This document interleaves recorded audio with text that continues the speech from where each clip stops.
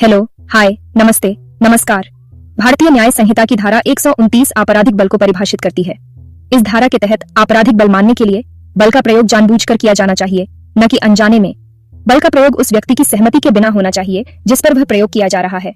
यदि व्यक्ति ने सहमति दी है तो यह आपराधिक बल नहीं होगा। यदि बल का प्रयोग किसी अपराध को करने के उद्देश्य से किया जाता है तो यह आपराधिक बल माना जाएगा। उदाहरण के लिए, यदि कोई व्यक्ति किसी दूसरे व्यक्ति को धक्का देता है ताकि वह उसका सामान चुरा सके तो यह आपराधिक बल होगा। यदि बल का प्रयोग इस इरादे से किया जाता है कि इससे दूसरे व्यक्ति को चोट, भय या झुंझलाहट होगी, या यदि बल का प्रयोग करने वाला व्यक्ति जानता है कि उसके कृत्य से ऐसा होने की संभावना है, तो यह आपराधिक बल होगा। चोट में शारीरिक पीड़ा, बीमारी या दुर्बलता शामिल है। भय का अर्थ है डर या आशंका पैदा करना।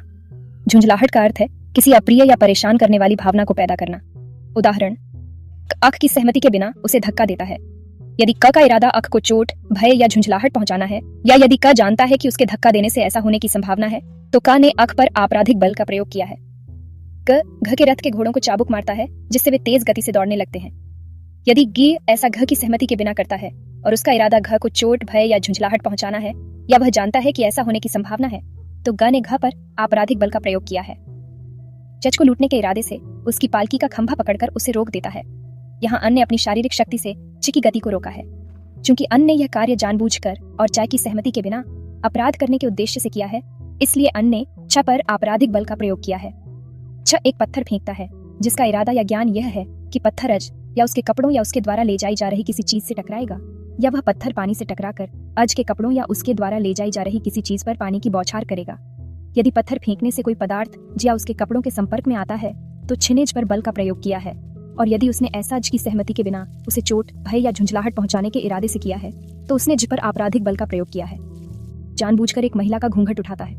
यहाँ ज ने जानबूझकर अपनी शारीरिक शक्ति से ऐसा किया है, और यदि उसने ऐसा महिला की सहमति के बिना उसे चोट, भय या झुंझलाहट पहुंचाने के इरादे से किया है तो उसने उस पर आपराधिक बल का प्रयोग किया है। वह उबलते हुए पानी को इस तरह हिलाता है कि वह तट के शरीर से या ऐसे पानी से संपर्क में आता है जिससे ठग की भावना प्रभावित होती है।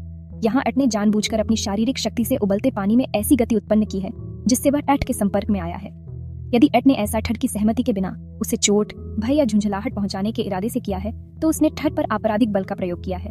संक्षेप में, भारतीय न्याय संहिता की धारा 129 आपराधिक बल को एक ऐसे कृत्य के रूप में परिभाषित करती है जिसमें किसी व्यक्ति पर उसकी सहमति के बिना जानबूझकर बल का प्रयोग किया जाता है, जिसका उद्देश्य कोई अपराध करना या उस व्यक्ति को चोट, भय या झुंझलाहट पहुंचाना होता है।